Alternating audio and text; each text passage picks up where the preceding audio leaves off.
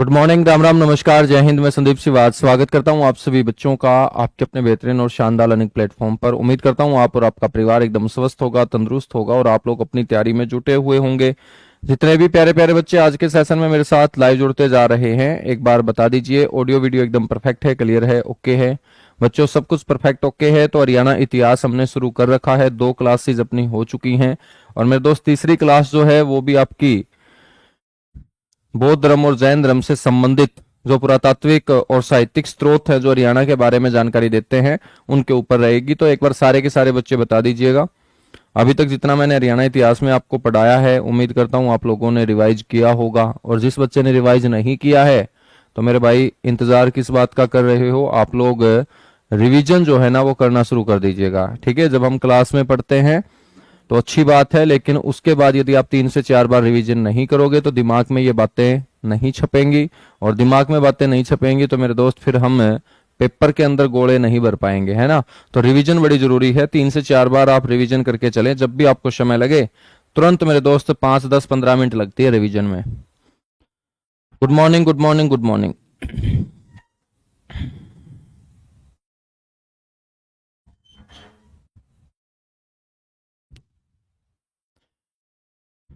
और एक और मेरे को बात बता दीजिएगा बच्चों कि आप लोगों की 8 से 9 कोई क्लास होती है क्या?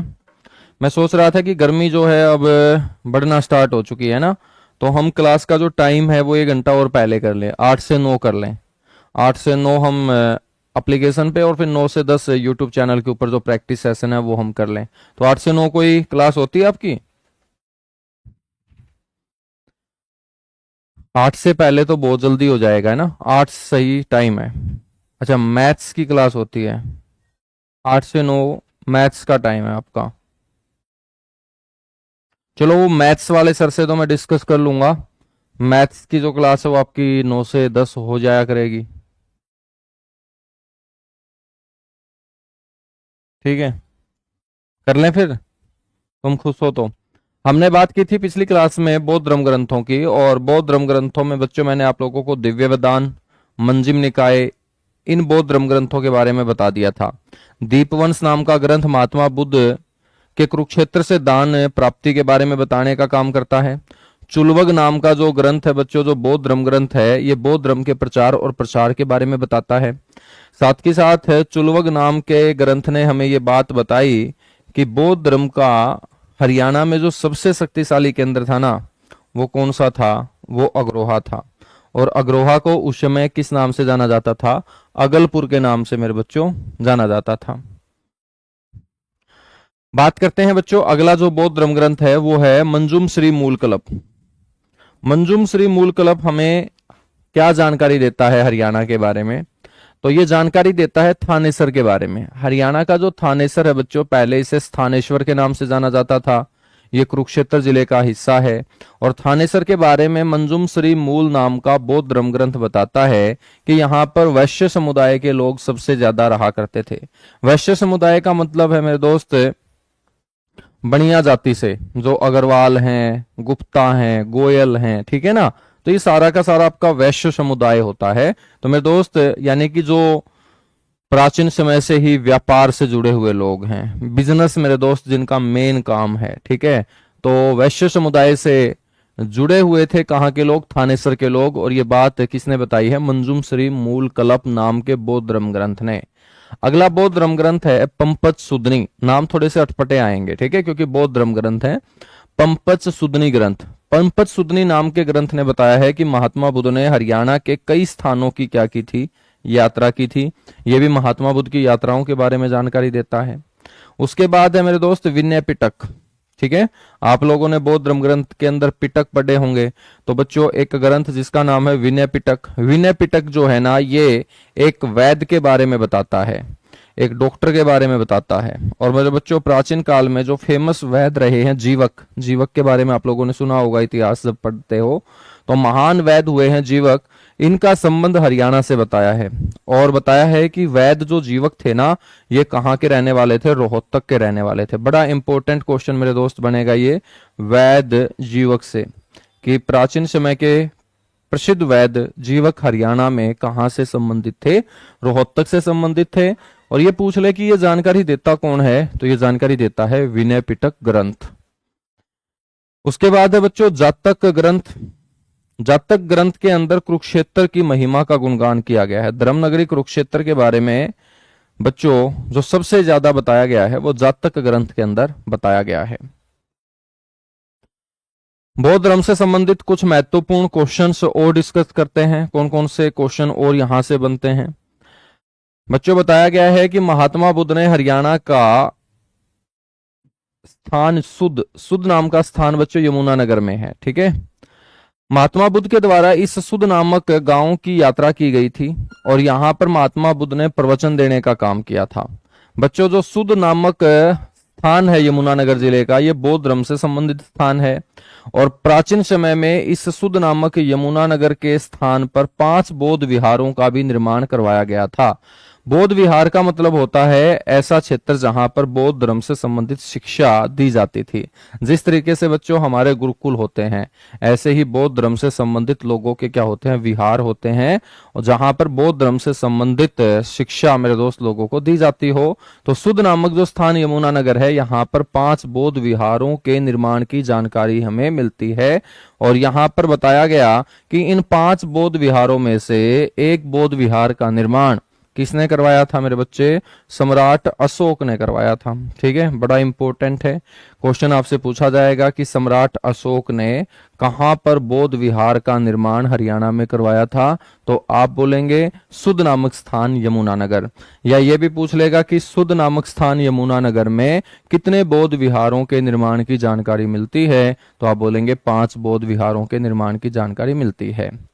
बच्चों ये जो बौद्ध विहार बने हुए हैं सुध यमुना नगर में, ठीक है, यहां पर महात्मा बुद्ध के शिष्य, जिसमें एक का नाम है सारीपुत्र और एक का नाम है आचार्य मोदगाल्यान, तो याद रख लीजिएगा सुध यमुना नगर के अंदर बने हुए विहार या बच्चों बौद्धकालीन स्तूप के अंदर महात्मा बुद्ध के शिष्य सारीपुत्र और आचार्य मोदगाल्यान के जो बाल हैं और जो नाखून हैं, ये बच्चों आज भी सुरक्षित रखे हुए हैं। तो बड़ा इंपॉर्टेंट है कि कहां पर बने हुए स्तूप में महात्मा बुद्ध के शिष्यों के बाल और नाखून सुरक्षित रखे गए हैं, तो आप बोलेंगे सुध यमुना नगर के अंदर। सम्राट अशोक ने बच्चों थानेसर के अंदर भी एक स्तूप बनवाया था। स्तूप का मतलब समझते हो आप लोग?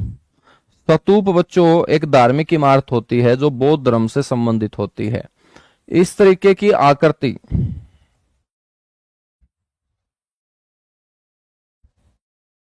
इसको मेरे दोस्त स्तूप बोलते हैं। अर्ध गोलाकार आकृति को हम क्या बोलते हैं? स्तूप बोलते हैं और ये बौद्ध धर्म का पूजनीय स्थान होता है। सम्राट अशोक ने 300 फीट ऊंचा एक स्तूप बनवाया था और ये स्तूप हरियाणा में कहां बनवाया गया था? थानेसर कुरुक्षेत्र के अंदर मेरे बच्चों बनवाने का काम किया था। इसके अलावा स्तूप का जब जिक्र होगा तो हरियाणा का सबसे प्राचीन जो स्तूप है वो चनेट्टी ग्राम का स्तूप है और चनेट्टी ग्राम का जो स्तूप है मेरे दोस्त, ये हरियाणा की सबसे प्राचीन धार्मिक इमारत भी मानी जाती है, क्योंकि स्तूप मैंने आपको बताया कि धार्मिक इमारत होती है, बौद्ध धर्म से जुड़ी हुई होती है, अर्धगोलाकार आकृति की इमारत होती है। बहुत सारे स्तूपों के बारे में हमें जानकारी मिलती है। शुद्ध यमुना नगर में बने हुए स्तूप में बच्चों शिष्यों के बाल और नाखून सुरक्षित रखे गए हैं। सम्राट अशोक ने 300 फीट ऊंचा जो है वो स्तूप बनवाने का काम थानेसर कुरुक्षेत्र में किया। चनेट्टी गांव का नाम है यमुना नगर में, यहां पर बना हुआ स्तूप हरियाणा की सबसे प्राचीन धार्मिक इमारत माना जाता है। सम्राट अशोक ने थानेसर के अलावा मैं बात करूं कुणाल गांव फतेहाबाद का एक गांव है बच्चों कुणाल, जिसको हम आगे पढ़ेंगे, जो हड़प्पा सभ्यता से भी पहले का मेरे दोस्त गांव है। हरियाणा में सबसे पहले लोगों के बसने का प्रमाण कुणाल में ही प्राप्त होता है। तो बच्चों कुणाल गांव, फतेहाबाद और सिरसा, यहां पर भी सम्राट अशोक ने स्तूप बनवाने का क्या किया था? निर्माण किया था। इनके अलावा इससे पहले 300 फीट ऊंचा स्तूप हम कहां पढ़ चुके हैं? थानेसर कुरुक्षेत्र में पढ़ चुके हैं। बच्चों ये जो कुणाल गांव मैंने आपको बताया, इस कुणाल गांव में सम्राट अशोक ने अपने उपदेशों की एक शिला भी स्थापित करवाने का काम किया था। शिला का मतलब एक तरीके से मेरे दोस्त क्या हो जाता है? मीनार वगैरह हो जाता है, ठीक है, जिसके ऊपर मेरे भाई सारे के सारे उसके जो विचार हैं उसके जो उपदेश हैं वो लिखे हुए थे। तो ये भी बड़ा इंपॉर्टेंट क्वेश्चन है कि सम्राट अशोक कौन से काल से था? मौर्य काल से। कौन से वंश से था? मौर्य वंश से था। तो सम्राट अशोक के द्वारा अपने उपदेशों की जो एक शिला है ना, वो कहाँ स्थापित करवाई गई थी? कुणाल गांव में स्थापित करवाई गई थी। अब हम बात करते हैं जैन धर्म ग्रंथों की। ठीक है, बौद्ध धर्म ग्रंथ मेरे बच्चों कंप्लीट हो चुका है। अब हम जैन धर्म ग्रंथ के बारे में चर्चा करेंगे कि हरियाणा के बारे में कौन कौन से जैन धर्म से संबंधित ग्रंथ हमें जानकारी देते हैं। जैन धर्म ग्रंथों से भी बच्चों हरियाणा के आर्थिक, सामाजिक और राजनीतिक जीवन के बारे में हमें जानकारी मिलती है। हरियाणा के बारे में जानकारी देने वाले यदि मुख्य जैन धर्म ग्रंथों का मैं जिक्र करूं तो बच्चों एक है यशस्तिलक चंपू, बड़ा इंपॉर्टेंट है, पेपर में यहां से क्वेश्चन पूछा गया है, सटार लगा लेना। क्वेश्चन यही पूछा गया है कि तोमरों के बारे में जानकारी हरियाणा के अंदर कौन सा जैन धर्म ग्रंथ देता है? तो मेरे दोस्त वो यशस्तिलक चंपू देता है। किसके द्वारा रचित है? ये सोमदेव के द्वारा रचित है। ठीक है ना, तो सोमदेव नाम के विद्वान ने बच्चों इसकी रचना की थी। और हरियाणा के अंदर तोमर वंशावली के बारे में, तोमर शासन के बारे में जानकारी देने वाला ये मुख्य जैन धर्म ग्रंथ है। इसके बाद दूसरा है मेरे दोस्त जसहर चरिऊ।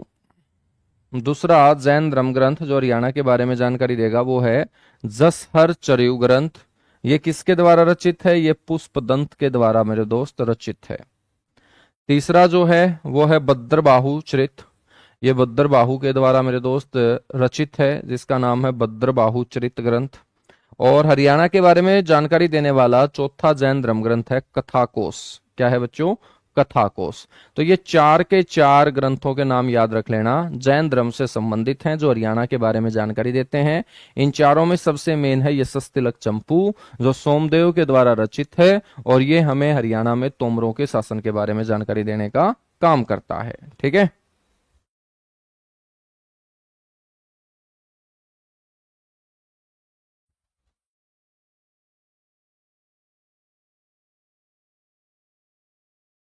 ठीक है ना। काटे हुए नाखून क्यों रखे गए हैं? लोगों की भावनाएं उसके साथ जुड़ी हुई हैं। ठीक है ना, हम भी क्या करते हैं कि जब भी हमारे घर में कोई संत आते हैं, ठीक है, वो जिस चेयर पे बैठते हैं, तो बच्चों कई दिनों तक हमें ये लगता है कि वो संत इस चेयर के ऊपर बैठे ही हुए हैं, क्योंकि हमारी जो भावनाएं हैं फिर उस चेयर के साथ जुड़ जाती है, क्योंकि हमारे जो संत थे वो उस चेयर के ऊपर बैठे थे। ऐसे ही बौद्ध धर्म से संबंधित लोगों की जो भावनाएं हैं ना, उन संतों के, अब ये महात्मा बुद्ध के शिष्य थे, तो ये भी बच्चों बौद्ध धर्म के बहुत बड़े संत हुए हैं, आचार्य मोदगाल्यान और मैंने बताया सारीपुत्र। तो लोगों की भावनाएं इनके साथ जुड़ी हुई थी, तो उनकी एक एक चीज सुरक्षित जो है ना वो भगत रखना चाहते हैं। आपने देखा होगा ना अपने देश के अंदर कि बच्चों एक एक चीज जो है संत की, महात्मा की, उनके जो भगत है ना वो सुरक्षित रखना चाहते हैं। तो ठीक ऐसा ही यहाँ पर है कि उनके बाल और जो नाखून है वो सुरक्षित रखे गए हैं। ठीक है, यहाँ पर हम बात करेंगे बच्चों जैन धर्म के बारे में और जानकारी हमें क्या मिलती है। सबसे पहले आपको पता होना चाहिए कि हरियाणा के अंदर जैन धर्म को पुनर्जीवित किसने किया। मतलब जैन धर्म में हरियाणा के अंदर बिल्कुल मेरे दोस्त क्या हो गया था, एक बार समाप्त हो गया था, लेकिन इसको दोबारा से हरियाणा में पुनर्जीवित करने का काम किया जीन वल्लभ सूरी ने। जीन वल्लभ सूरी एक बहुत बड़े जैन संत थे, गुजरात से बच्चों इनका नाता था, लेकिन हरियाणा के अंदर मेरे दोस्त ये हांसी में रहने का काम किया करते थे। हांसी जिसे अब 23वां जिला बनाया गया है। तो जीन वल्लभ सूरी ने हांसी में रहकर जैन धर्म को दोबारा से शुरू करने का काम किया, हरियाणा में जैन धर्म को पुनर्जीवित करने का काम किया। गुजरात के ये रहने वाले थे जैन संत, नाम है जीन वल्लभ सूरी। ठीक है, तो जीन वल्लभ सूरी का हरियाणा में बच्चों निवास कहाँ था? हांसी में था। अब हांसी बच्चों हिसार में नहीं आता, बल्कि हांसी खुद क्या हो चुका है? जिला हो चुका है। तो इसके पीछे से आप ये हिसार जो है जहां पर भी लिखा मिले वो काट देना। ठीक है, हरियाणा के अंदर जैन धर्म के जो शक्तिशाली केंद्र थे वो कौन से थे? तो हरियाणा में जैन धर्म के शक्तिशाली केंद्र एक अग्रोहा और मेरे बच्चों एक हांसी। अग्रोहा भी बच्चों जैन धर्म का एक शक्तिशाली केंद्र था। ठीक है, और हांसी से तो जैन धर्म को पुनर्जीवित किया ही गया था। हम बात करेंगे कौन हरियाणवी व्यक्ति था जिसने हरियाणा ही नहीं बल्कि हरियाणा के बाहर भी जैन धर्म को प्रचारित और प्रसारित करने का काम किया। तो उस हरियाणवी व्यक्ति का नाम है लोहाचार्य। बच्चों इन्होंने जैन धर्म को पूरे हरियाणा में फैलाया और हरियाणा ही नहीं, हरियाणा के बाहर भी फैलाया। ये हरियाणा से संबंधित थे। इनका जो जन्म है वो अग्रोहा नामक कस्बे में हुआ था। तो पेपर में ये क्वेश्चन पूछा गया कि जैन विद्वान लोहाचार्य का जो संबंध है वो कहां से है, तो आप बोलेंगे अग्रोहा से है। ठीक है। जैन धर्म से संबंधित जो मूर्तियां हैं बच्चों वो भी बड़ी संख्या में प्राप्त हुई, और हरियाणा में सबसे ज्यादा जो ये मूर्तियां प्राप्त हुई, एक तो हांसी से प्राप्त हुई बच्चों, एक रानीला गांव पड़ता है चरखी दादरी डिस्ट्रिक्ट के अंदर। ठीक है, रानीला, चरखी दादरी और हांसी से बच्चों सबसे ज्यादा जैन मूर्तियां जो हैं वो प्राप्त हुई हैं। 9वीं सदी के संत आदिनाथ, जैन धर्म से संबंधित एक संत हुए हैं आदिनाथ, 9वीं सदी के ये संत थे। इनकी भी एक प्रतिमा मूर्ति प्राप्त हुई बच्चों, कहां से? जींद से। ये जबरदस्त दाकड़ दाकड़ क्वेश्चन है बच्चों। जब इस तरीके का लेवल पूछा जाएगा ना तो सिलेक्शन वही ले पाएगा जो यहां पर पढ़ रहा होगा। ठीक है, बाकी लोग तो क्या करते हैं, ये 1000 क्वेश्चन रट लिए, एक 100-150 पेज की किताब मार्केट से खरीद के रट ली, तो वो किस्मत ही है जब तक वहां से क्वेश्चन आ रहा है। जिस दिन एग्जामिनर का दिमाग घूमा और उसने बोला कि अब की बार मैं बहुत अच्छे क्वेश्चन पूछूंगा, तो मेरे दोस्त ये अच्छे क्वेश्चन होंगे कि 9वीं सदी के संत आदिनाथ की मूर्ति हरियाणा में कहां से प्राप्त हुई, तो आप बोलेंगे जींद से प्राप्त हुई। एक ऐसी ही मूर्ति बच्चों प्राप्त हुई सिरसा से, लेकिन सिरसा से जो मूर्ति प्राप्त हुई है वहां पर जैन धर्म से संबंधित संत को सिंहासन के ऊपर बैठे दर्शाया गया है। तो क्वेश्चन ऐसे पूछा जाएगा कि सिंहासन के ऊपर बैठे जैन संत की जो मूर्ति है वो कहां से प्राप्त हुई, आप बोलेंगे सिरसा से। जैन संत आदिनाथ जो 9वीं सदी के संत हुए हैं उनकी मूर्ति कहां से प्राप्त हुई? जींद से प्राप्त हुई। बच्चों हम बात करेंगे भगवान पार्श्वनाथ। इनकी मूर्ति हरियाणा में कहां से प्राप्त हुई है? ऐस्थल बोहर से। कहां से प्राप्त हुई है? ऐस्थल बोहर, जो रोहतक जिले का बच्चों गांव है, वहां से भगवान पार्श्वनाथ की मूर्ति प्राप्त हुई है। बड़ा इंपॉर्टेंट है भगवान महावीर। भगवान महावीर की जो मूर्ति है बच्चों वो पिंजौर से प्राप्त हुई है। पिंजौर पंचकुला का हिस्सा है। सरस्वती और पद्मावती जो जैन धर्म से ही जुड़ी हुई थी, इनकी मूर्ति बच्चों हरियाणा में प्राप्त हुई है। कहां से? सरहांसी से। ठीक है, तो सरस्वती और पद्मावती की मूर्तियां दोबारा रिपीट कर रहा हूं। आदिनाथ संत की मूर्ति कहां से प्राप्त हुई है मेरे बच्चों? आप याद रखेंगे, आदिनाथ संत जो 9वीं सदी के हुए हैं उनकी मूर्ति जींद से प्राप्त हुई है। सिंहासन के ऊपर बैठे हुए जैन संत की मूर्ति कहां से प्राप्त हुई है? सिरसा से प्राप्त हुई है। भगवान महावीर की मूर्ति कहां से प्राप्त हुई है? पिंजौर पंचकुला से प्राप्त हुई है। सरस्वती व पद्मावती की मूर्ति कहां से प्राप्त हुई है? हांसी से प्राप्त हुई हैं। हरियाणा में सबसे ज्यादा जैन धर्म से संबंधित मूर्तियां कहां से प्राप्त हुई हैं? हांसी और चरखी दादरी जिले के गांव रानीला से प्राप्त हुई हैं। पार्श्वनाथ जो भगवान हैं उनकी मूर्ति कहां से प्राप्त हुई है? ऐस्थल बोहर गांव रोहतक से प्राप्त हुई है। ठीक है,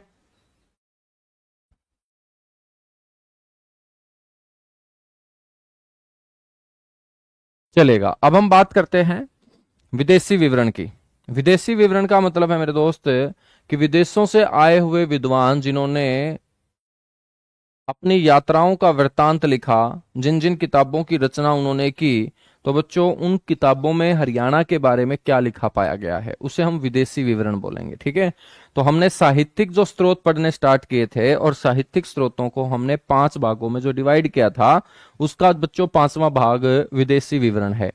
विदेशी विवरण में हम बात करें तो एक ग्रीक यात्री, ग्रीक का मतलब यूनान है, यूरोप महाद्वीप का देश है यूनान, जिसकी राजधानी एथेंस है, जहां पर ओलंपिक खेल सबसे पहले हुए थे। तो बच्चों वहां से एक यात्री आया जिसका नाम है एरियन। ठीक है, और साथ ही साथ जो पहला चीनी यात्री भारत आया था फाहयान, और फिर दूसरा चीनी यात्री जो आया था भारत हेनसांग। इन्होंने अपनी जो यात्रा वृत्तांत लिखा, भारत के बारे में जो इन्होंने लिखा, तो भारत के अलग अलग स्थानों पर जब इन्होंने दौरा किया था तो मेरे दोस्त इन्होंने हरियाणा का भी दौरा किया था। हरियाणा क्षेत्र के बारे में भी बताया गया, और हरियाणा क्षेत्र के बारे में लिखा जाना लाजमी भी था, क्योंकि जितने भी बाहर से आने वाले साहित्यकार हुए हैं उन्होंने दिल्ली के बारे में लिखा है, तो दिल्ली के साथ लगता ही तो अपना हरियाणा है। दिल्ली को हमने 3 दिशाओं से घेर रखा है, तो बच्चों यदि दिल्ली के बारे में कोई आदमी जिक्र कर रहा है तो दिल्ली से थोड़ा सा आगे का जिक्र होगा, तो अपने हरियाणा का जिक्र पक्का होगा ही होगा। ठीक है, इसीलिए हमारे हरियाणा का जिक्र लगभग सभी ग्रंथों में मिल ही जाता है जब दिल्ली का जिक्र हुआ होगा। तो ग्रीक यात्री एरियन ने और दोनों के दोनों चीनी यात्रियों ने बच्चों अपने यात्रा वृत्तांतों में हरियाणा क्षेत्र का वर्णन करने का काम किया है। हेनसांग ने बच्चों अपनी जो यात्रा वृत्तांत है ये हर्षवर्धन के समय आया था, दूसरा चीनी यात्री था, बौद्ध धर्म से बच्चों ये संबंधित था। हेनसांग ने अपनी जो यात्रा वृत्तांत है वो कौन सी पुस्तक में लिखी? सीयू की। इसने अपनी एक किताब लिखी थी सीयू की। अब चाइनीज आदमी है तो नाम भी चाइनीज सा ही आपको लगेगा। और मेरे दोस्त इस सीयू की नाम की किताब के अंदर अपने हरियाणा के बहुत सारे क्षेत्रों का वर्णन किया गया, जैसे थानेसर। थानेसर में तो ये खुद रहता ही था, तो थानेसर की तो सबसे ज्यादा प्रशंसा करने का काम हेनसांग ने अपनी पुस्तक सीयूकी में किया। उसके अलावा सुध बौद्ध धर्म से संबंधित स्थान है, तो बच्चों हेनसांग खुद भी कौन से धर्म से था? बौद्ध धर्म से था। और साथ के साथ टोहाना, ठीक है, टोहाना फतेहाबाद में आता है जिसको हम नहरों का नगर बोलते हैं। तो थानेसर, सुध और टोहाना क्षेत्रों की जानकारी बच्चों इसी सीयूकी नामक ग्रंथ से हमें मिलती है। मैंने आपको बताया कि इस ग्रंथ में सबसे ज्यादा प्रशंसा किसकी की गई है? थानेसर। सबसे ज्यादा जो प्रशंसा बच्चों की गई है वो कौन से नगर की गई है? थानेसर नगर की गई है। ठीक है, अब हम बात करते हैं पुरातात्विक स्रोत की।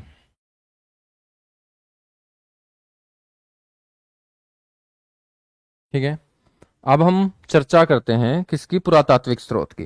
पुरातात्विक स्रोत का मतलब क्या होगा बच्चों? जब भी हम जमीन की खुदाई करेंगे, ठीक है, और खुदाई के दौरान जो हमें अवशेष प्राप्त होंगे वो सारे के सारे हमारे पुरातात्विक स्रोत माने जाएंगे। बच्चों पुरातात्विक स्रोतों को भी हम अच्छे तरीके से समझने के लिए 5 भागों में इसको डिवाइड करेंगे, और सबसे महत्वपूर्ण होगा हमारा अभिलेख। मैं आपसे पूछूं क्या होता है अभिलेख? सभी बच्चों को पता होगा कि अभिलेख क्या होता है।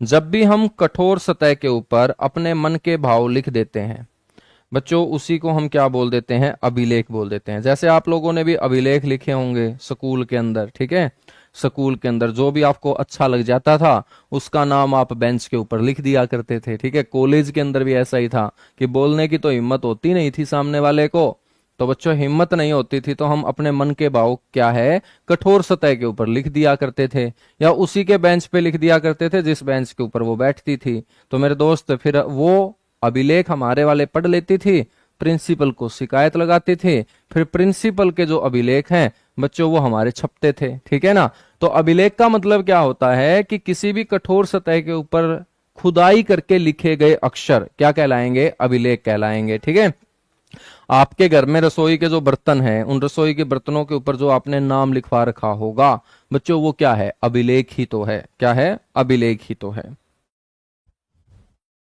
सर जी आपने भी किए थे क्या काम? भाई मैं तुमसे अलग थोड़ी हूं यार, ठीक है, मैं क्यों नहीं करूंगा? मेरे में क्या कोई खराबी थी? मैं क्यों नहीं करूंगा भाई? तो सारे ही करते हैं ये काम, ठीक है, लेकिन फिर बाद में समझ में आता है कि इन कामों में कुछ नहीं रखा।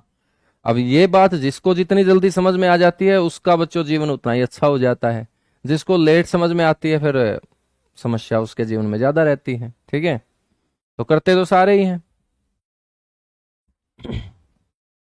अब अभिलेख के बारे में हम बात करेंगे। अब हरियाणा के बारे में बच्चों जानकारी देने वाले 3 दर्जन से भी ज्यादा अभिलेख प्राप्त हुए हैं। डायरेक्ट ये पेपर में क्वेश्चन पूछ लिया गया कि हरियाणा के बारे में जानकारी देने वाले कितने अभिलेख अब तक प्राप्त हो चुके हैं, तो बच्चों ऑप्शन मिलेगा 2 दर्जन से अधिक, 3 दर्जन से अधिक। तो याद रखेंगे 3 दर्जन से अधिक।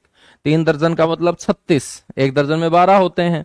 तो बच्चों यदि संख्या पूछ ले तो 37, तो 37 जो है वो 3 दर्जन से ज्यादा ही तो है। तो 3 दर्जन से अधिक कुल 37 अभिलेख अभी तक हरियाणा के बारे में जानकारी देने वाले प्राप्त हुए हैं। हम बात करेंगे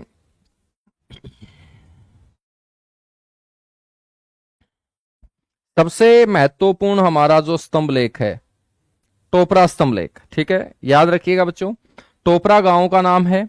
इस गांव के अंदर एक स्तंभ जिसके ऊपर बहुत सारे लेख है वो स्थापित किया गया था, इसलिए इसे स्तंभ लेख बोलते हैं। स्तंभ का मतलब पिल्लर होता है, तो अपने आप में ये समझ लीजिएगा कि टोपरा गांव के अंदर एक पिल्लर जो है ना वो स्थापित किया गया था जिसके ऊपर कुछ लिखा गया था, तो उसी को हम बोलेंगे टोपरा स्तंभ लेख। ये बच्चों 37 के 37 अभिलेखों में सबसे महत्वपूर्ण अभिलेख है। भारत का भी सबसे महत्वपूर्ण ये स्तंभ लेख है। आज तक भारत में जितने भी स्तंभ लेख स्थापित हुए उनमें सबसे महत्वपूर्ण स्तंभ लेख कौन सा है? टोपरा। क्यों? क्योंकि बच्चों ऐसा स्तंभ लेख है ये जिसके ऊपर सबसे ज्यादा 7 राजाज्ञाएं अंकित पाई गई हैं। ठीक है, आज तक भारत में जितने भी स्तंभ लेख स्थापित हुए उनको जो खोजा गया तो बच्चों 7 से ज्यादा राजाज्ञाएं किसी भी स्तंभ लेख के ऊपर अंकित नहीं पाई गई। सबसे ज्यादा राजाज्ञाएं अंकित पाए जाने के कारण हमने इसको बोला सबसे महत्वपूर्ण स्तंभ लेख। आपसे पूछा जाएगा कि टोपरा जो गांव यमुनानगर जिले का है, टोपरा गांव यमुनानगर का है, तो बच्चों इस गांव के अंदर ये स्तंभ लेख किसने स्थापित करवाया था? सम्राट अशोक ने। ये जो शिलालेख हैं, ये जो अभिलेख हैं, ये परंपरा किसने शुरू की थी? अशोक ने ही शुरू की थी। मेरे दोस्त, ये स्तंभ जो है ना ये गिरनार पहाड़ी से लाया गया था। गिरनार पहाड़ी कहाँ है? गुजरात के अंदर, जहां पर एशियाई शेर रहते हैं, बब्बर शेर रहते हैं, जिसको हम गिर जंगल बोलते हैं। तो गिरनार पहाड़ी गुजरात, ये गिरनार पहाड़ी गुजरात की सबसे ऊंची पहाड़ी भी है। इस पहाड़ी से एक पिल्लर लाया गया था, उस पिल्लर के ऊपर बच्चों ये लेख लिखे गए थे, और गिरनार पहाड़ी से लाया गया ये स्तंभ लेख है हरियाणा के यमुनानगर जिले के टोपरा गांव में स्थापित किया गया था। बच्चों यमुनानगर जिला बना है 1989 के अंदर 1 नवंबर को। उससे पहले ये अंबाला जिले का हिस्सा था। तो कई किताबों में यहाँ अंबाला भी लिखा हो सकता है, लेकिन आपको ध्यान रखना है ये गांव अब वर्तमान में यमुनानगर जिले का हिस्सा है, ये अंबाला का हिस्सा नहीं है। तो ये ऑप्शन में जरूर आप देख लेना कि जब यमुनानगर ऑप्शन में ना दिया हो तो आप अंबाला बोलेंगे, यदि यमुनानगर ऑप्शन में है तो वर्तमान में मेरे दोस्त इसकी स्थिति यमुनानगर जिला होगी। ठीक है,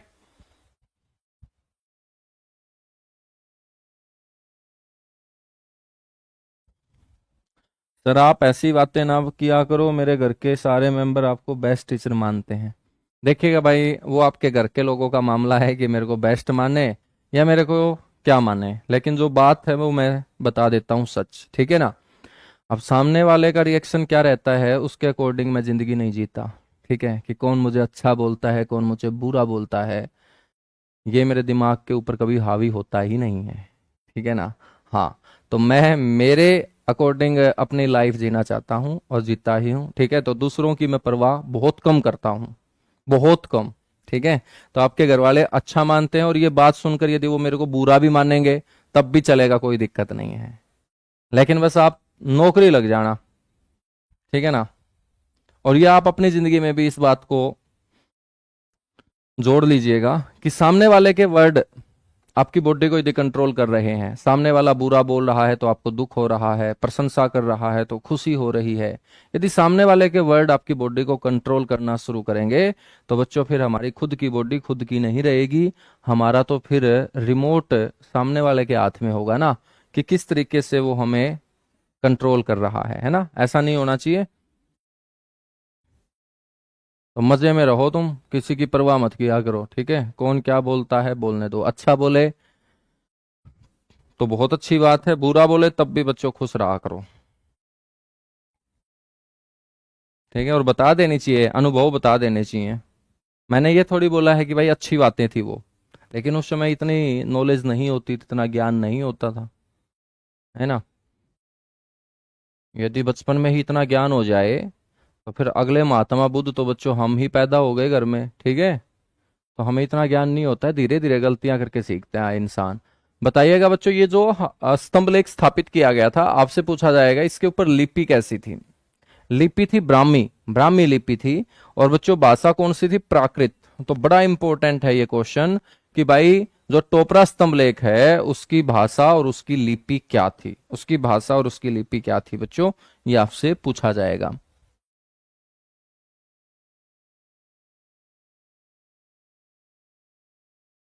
सर टोपरा अभिलेख कौन लेके आया था? बेटा टोपरा अभिलेख यहां लिख तो रखा है, सम्राट अशोक लेके आया था। ठीक है, सम्राट अशोक कौन से वंश से था? मौर्य वंश से था। सम्राट अशोक वही तो है जिसका हृदय परिवर्तन हुआ था कलिंग के युद्ध के बाद, जिसने अपने कई भाइयों की हत्या इस युद्ध में कर दी थी, और उसके बाद उसको एहसास हुआ कि धन दौलत के कारण, समृद्धि के कारण, इस साम्राज्य विस्तार के कारण यदि मैं अपने ही खून का खून कर रहा हूं तो इस साम्राज्य का कोई औचित्य बनता ही नहीं है। तो बच्चों उसका हृदय परिवर्तन हो गया था और वो बौद्ध धर्म का अनुयायी था।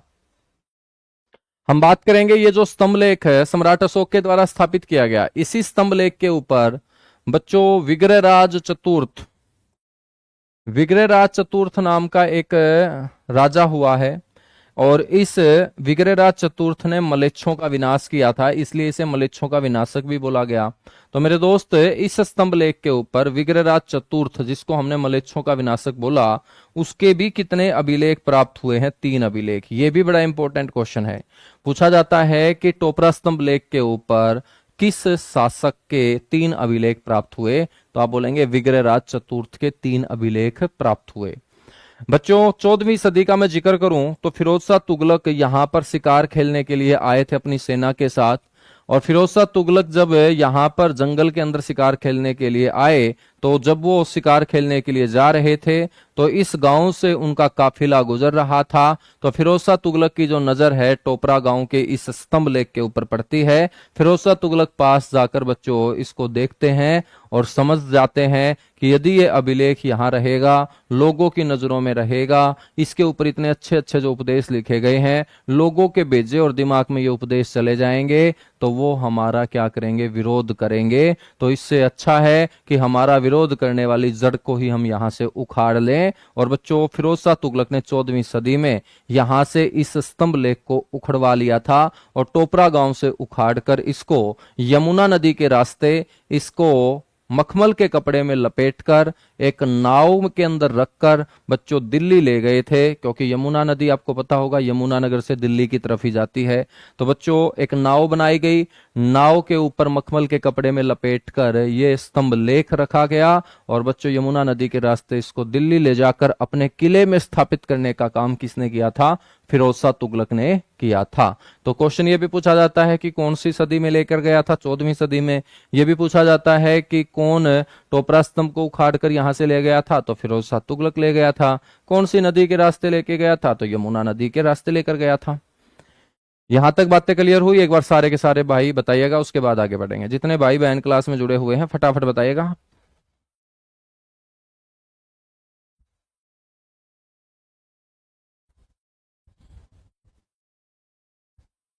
सौरभ राणा ऐसी बातें क्लास में नहीं करते दोस्त, ठीक है? हाँ, ऐसी बातें नहीं करते हैं।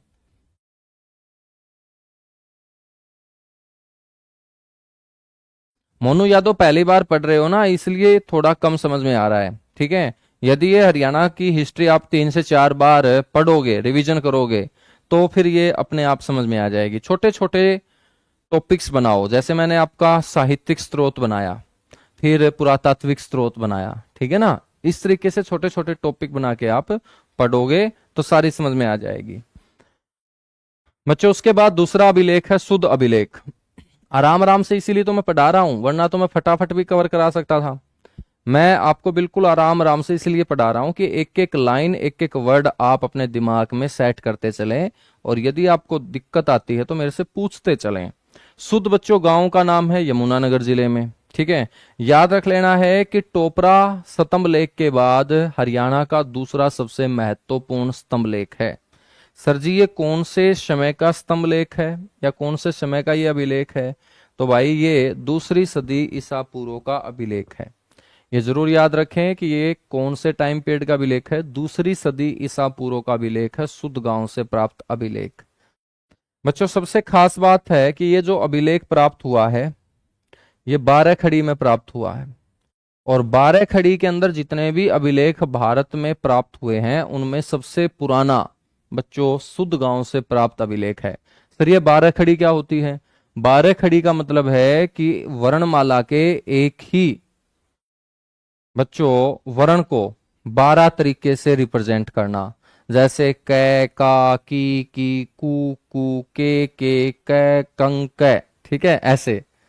तो मेरे बच्चों टे टा टी टू टू टे टन टे, ठे ठा ठी ठू ठे ठे ठे ठन ठे। समझ में आई बात? ऐसे आप लोगों ने पढ़ा होगा ना, स्कूल के अंदर, हाँ, तो उसको हम 12 खड़ी बोलते हैं। पहले 12 खड़ी का एक कायदा आता था, ठीक है। तो स्कूल में बच्चों सारा दिन इसी लैब में हम पढ़ते रहते थे, मजा भी आता रहता था, ठीक है। तो बच्चों 12 खड़ी में ये प्राप्त हुआ है, और जितने भी अभिलेख प्राप्त हुए हैं उनमें सबसे पुराना है। यहां पर बच्चों इस अभिलेख के ऊपर जो शुद्ध गांव से प्राप्त हुआ है, मिट्टी से बनी मूर्ति पर एक बच्चा, ध्यान रखना है, मिट्टी से बनी मूर्ति पर एक बच्चा अनुस्वार व विसर्ग का लेखन कार्य करते हुए बच्चों दर्शाया गया है। तो बहुत इंपॉर्टेंट है, क्वेश्चन पूछा जाएगा, मिट्टी से बनी मूर्ति पर एक बच्चा अनुस्वार और विसर्ग का लेखन कार्य करता हुआ नजर आ रहा है। यह अभिलेख कहां से प्राप्त हुआ है? शुद्ध यमुनानगर से प्राप्त हुआ है, ठीक है मेरे बच्चों। ये जो शुद्ध यमुनानगर से प्राप्त अभिलेख है, इसको सुरक्षित रखा गया है दिल्ली म्यूजियम के अंदर। दिल्ली के जो नेशनल म्यूजियम है, राष्ट्रीय संग्रहालय है, वहां पर इसे सुरक्षित रखा गया है। तीसरा अभिलेख है मेरे भाई पेहवा। पेहवा कुरुक्षेत्र में है, ठीक है। पेहवा कुरुक्षेत्र से प्राप्त ये अभिलेख कौन से टाइम पीरियड का है? गुर्जर प्रतिहार वंश का। गुर्जर प्रतिहार वंश कब शुरू हो जाता है? वर्धन वंश के खत्म होते ही। तो वर्धन वंश के खत्म होते ही हरियाणा में कौन सा वंश आया? गुर्जर प्रतिहार वंश आया। और गुर्जर प्रतिहार काल का बच्चों एक अभिलेख पेहवा से प्राप्त हुआ। और ये गुर्जर प्रतिहार के दो राजा, गुर्जर प्रतिहार वंश के दो राजा, जिसमें राजा भोजदेव और राजा भोजदेव का बेटा है महेंद्रपाल, ठीक है, इसके बारे में जानकारी दी गई है। तो क्वेश्चन कैसे पूछेगा सर? क्वेश्चन ऐसे पूछेगा कि गुर्जर प्रतिहार काल के बारे में जानकारी देने वाला अभिलेख हरियाणा में कहां से प्राप्त हुआ? पेहवा से। राजा भोजदेव और महेंद्रपाल के अभिलेख हरियाणा में कहां से प्राप्त हुए? पेहवा से, ठीक है। या पेहवा से प्राप्त अभिलेख कौन से राजाओं के बारे में जानकारी देता है? राजा भोजदेव और महेंद्रपाल। बच्चों साथ के साथ पेहवा अभिलेख बताता है कि प्राचीन काल में हरियाणा जो है ना, वो घोड़ों के व्यापार के लिए फेमस था। और हरियाणा में कौन सा क्षेत्र? पेहवा क्षेत्र। तो पेहवा के अंदर पूरे भारत से बच्चों घोड़ों का क्या होता था? व्यापार होता था। यहाँ पेहवा के अंदर घोड़ों को लाकर खरीदा और बेचा जाता था। ये जानकारी भी हमें कौन देता है? ये जानकारी भी सर हमें पेहवा अभिलेख देता है। तो प्राचीन काल में पेहवा घोड़ों के व्यापार के लिए बच्चों क्या था? फेमस था। मजा आ रहा है ना तुम लोगों को? सारे के सारे बच्चे बताओ, मजा कब आता है? जब मुश्किल चीज हमें मिले, ठीक है ना बच्चों। तो आसान चीज में तो मजा ही नहीं है, आसान चीज में तो मजा ही नहीं है। मजा तो बच्चों किस में है? कठिनाई में है, संघर्ष में है, पसीने में है, ठीक है ना। तो मजा तब आता है।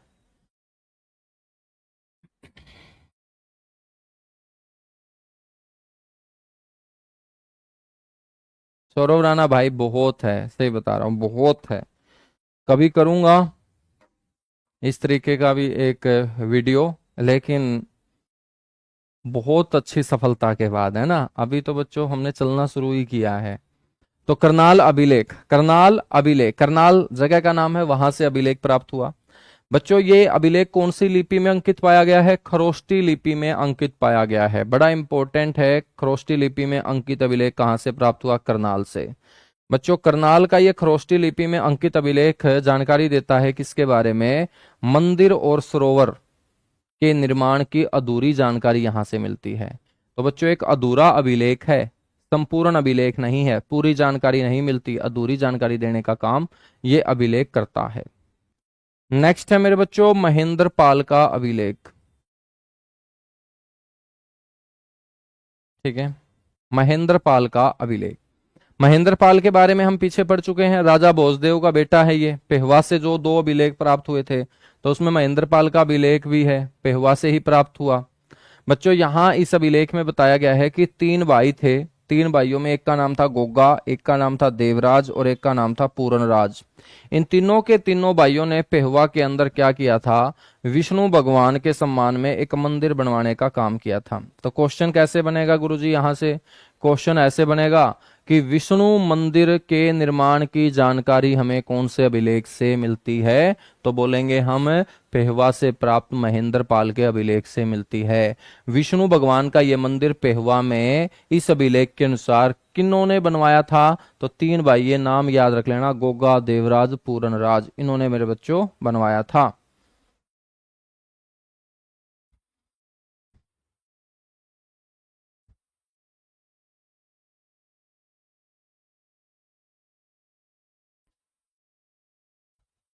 ठीक है भाई। टोपरा अभिलेख की करंट लोकेशन दिल्ली का पुराना किला है। ठीक है, तो दिल्ली का किला है फिरोज शाह तुगलक का, उसी किले के अंदर ये स्थापित है। ये करंट लोकेशन है। टोपरा तो टोपरा गांव ही है, वो तो यमुनानगर में ही है करंट में भी। बच्चों महेंद्रपाल का जो ये अभिलेख है, ये भी हमें तोमरों के शासन के बारे में क्या देता है, जानकारी देता है। तो हरियाणा में तोमरों के शासन के बारे में जानकारी देने का काम करता है। अगला अभिलेख है बच्चों हांसी। हांसी जो अब जिला बन चुका है, वहां से अभिलेख प्राप्त हुआ। और हांसी से जो अभिलेख प्राप्त हुआ है वो चौहान शासक पृथ्वीराज द्वितीय का एक अभिलेख प्राप्त हुआ है। कहां से? हांसी से। ये जानकारी क्या देता है? जानकारी बच्चों चौहानों के शासन के बारे में जानकारी देता है। कई बार चौहानों को वो चाहमन भी लिख देता है। चाहमन का मतलब चौहान ही होता है मेरे बच्चों, ठीक है, चाहमन का मतलब चौहान ही है, और चौहानों के बारे में ये जानकारी देता है। बताया गया है कि पृथ्वीराज द्वितीय ने हांसी के ऊपर शासन संभालने के बाद हांसी का सारा जो कार्यभार है वो अपने चाचा विल्हण को सौंपने का काम किया था। बच्चों ये पृथ्वीराज द्वितीय जो हांसी से अभिलेख प्राप्त हुआ है वो जानकारी देता है कि पृथ्वीराज द्वितीय ने हांसी का सारा कार्यभाग अपने चाचा विल्हण को सौंपने का काम किया था। अगला अभिलेख है मेरे दोस्त लांडनू अभिलेख। ठीक है ना, लांडनू जगह का नाम है, राजस्थान के अंदर लांडनू जगह है, और ये राजस्थान के लांडनू से प्राप्त अभिलेख है। बच्चों ये अभिलेख बहुत महत्वपूर्ण जानकारी देता है। ये बताता है कि 12वीं सदी के आसपास अपने हरियाणा को हरिताणक बोलते थे। हरिताणक की राजधानी 12वीं सदी के अंदर डेलिका होती थी, और डेलिका का नाम बच्चों क्या है? आज दिल्ली है। तो कहने का मतलब है कि 12वीं सदी के अंदर हरियाणा की जो राजधानी है वो कौन सी थी बच्चों? दिल्ली थी। ये कौन बताता है? लांडनू अभिलेख बताता है। और साथ के साथ ये भी बताया गया कि दिल्ली की जो स्थापना है वो किसने की थी? तोमरों ने। और तोमर कौन सा था? अनंगपाल तोमर। अनंगपाल तोमर ने बच्चों दिल्ली को बसाया था, किस नाम से? डेलिका के नाम से। ये जानकारी लांडनू अभिलेख से मिलती है। उसके बाद है कपाल मोचन। कपाल मोचन बच्चों कहां पड़ता है? यमुनानगर के अंदर। यमुनानगर का बिलासपुर, और बिलासपुर के अंदर मेरे दोस्त जगह है कपाल मोचन, जहां हम कपाल मोचन सरोवर भी पढ़ते हैं।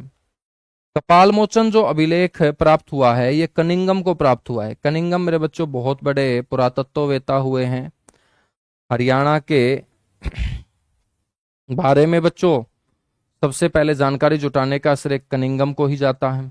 ठीक है, भारतीय पुरातत्व के जनक माने जाते हैं, फादर ऑफ इंडियन आर्कियोलॉजी, पुरातत्व विज्ञान के जनक माने जाते हैं। तो कनिंगम के द्वारा यमुनानगर के बिलासपुर से 2 अधूरे अभिलेख जो हैं वो प्राप्त किए गए थे।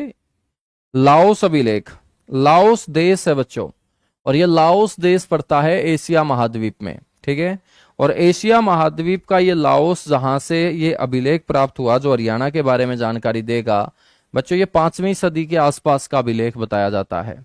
5वीं सदी के आसपास का अभिलेख लाओस, इसमें कुरुक्षेत्र की सबसे ज्यादा प्रशंसा की गई है। कुरुक्षेत्र को महातीर्थ बोला गया है, तीर्थों का भी सबसे बड़ा तीर्थ कुरुक्षेत्र को बताया गया, महातीर्थ इसे बोला गया।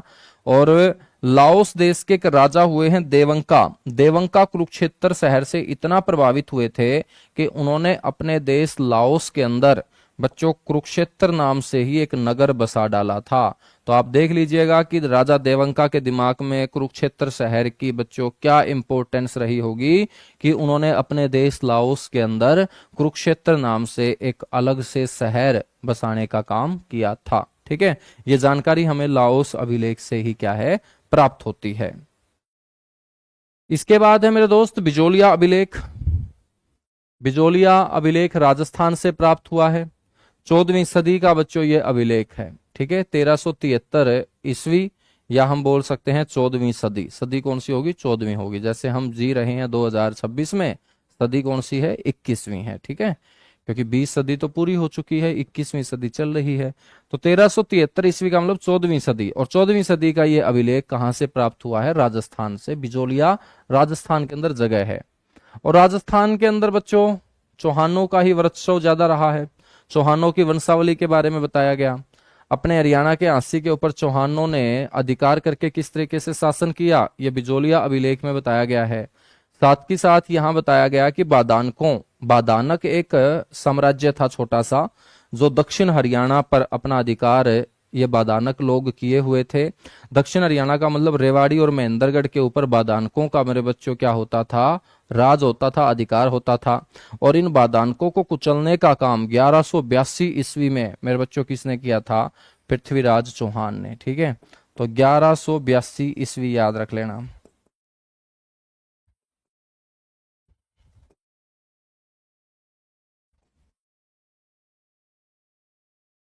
1182 ईस्वी में बाधानकों की शक्ति का अंत।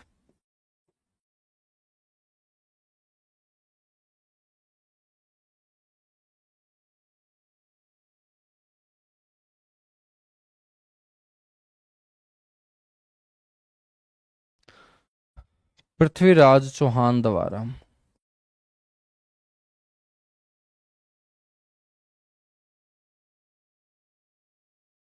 ठीक है, पृथ्वीराज चौहान द्वारा।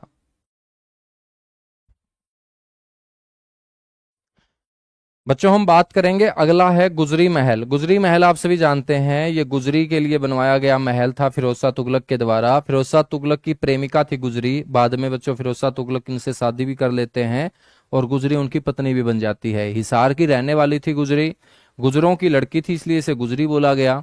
और यहाँ पर बच्चों गुजरी के बूढ़े माता पिता के लिए फिरोज शाह तुगलक ने अपने ही किले के अंदर एक महल बनवाया था, उसी को हम गुजरी महल बोलते हैं। तो गुजरी महल जो हिसार के अंदर है, इसकी दीवारों से बच्चों 8 अभिलेखों के बारे में जानकारी मिलती है। कितने अभिलेखों के बारे में, 8 अभिलेखों के बारे में जानकारी मिलती है। ये आठों के 8 जो अभिलेख हैं, 8 अलग अलग जगह से आने वाले भागवतों के बारे में जानकारी देने का क्या करते हैं, काम करते हैं। ठीक है बच्चों, तीसरी चौथी सदी का ये अभिलेख। ठीक है, और मौर्यकालीन स्तंभ लेख की जानकारी भी यहां से मिलती है।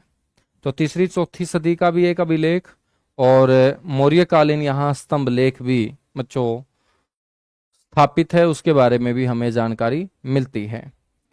इसके बाद के जो अभिलेख हैं वो हम कल पढ़ेंगे। ठीक है, तो 37 के 37 अभिलेख तो नहीं पढ़ेंगे, लेकिन 21-22 अभिलेख मैं आप लोगों को पढ़ा दूंगा, जहां से क्वेश्चन बच्चों बनता है। टोटल हरियाणा के बारे में जानकारी देने वाले 37 अभिलेख हैं और 3 दर्जन से ज्यादा हम उन्हें बोल सकते हैं। उनमें सबसे महत्वपूर्ण टोपरा स्तंभ लेख, जो बहुत अच्छे तरीके से आपको पढ़ लेना है। दूसरे नंबर पे सबसे महत्वपूर्ण शुद्ध अभिलेख मेरे बच्चों, वो भी आप लोगों को पढ़ लेना है। ठीक है, बाकी क्वेश्चन तो कहीं से भी आ सकता है, लेकिन सबसे ज्यादा क्वेश्चन इन्हीं 2 अभिलेखों से पूछे जाते हैं। तो कल फिर मिलेंगे इसी जगह इसी समय, और जो हमारे मैथ्स के सर हैं उनसे मैं एक बार डिस्कस कर लूंगा। और बच्चों यदि उनकी क्लास एडजस्ट हो पाई तो फिर मैं कल आपकी क्लास 8 बजे लूंगा, सुबह 8 बजे। ठीक है ना, तो वो आप लोग चेक करते रहिएगा। चलेगा, thank you, bye bye, love you आप सभी को।